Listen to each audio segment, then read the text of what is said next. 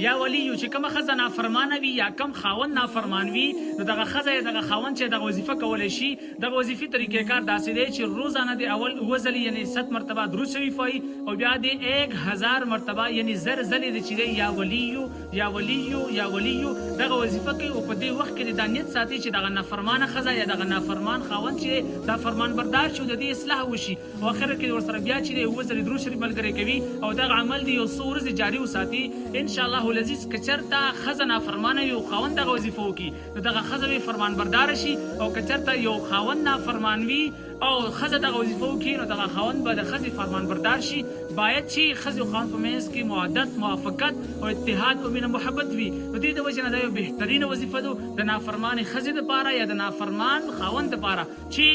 یو بل دپاره یې وکړي په دغه وظیفه کې تاسو ته اجازت دی خپل کولی شي بل مسلمان سره هم شیر کړي چې هغه ته هم نفع او فایده ورسېږي او ستاسو ټول ما سره ثواب کې پوره برخه نصیب شي واخر دعوانا ان الحمد لله رب العالمین.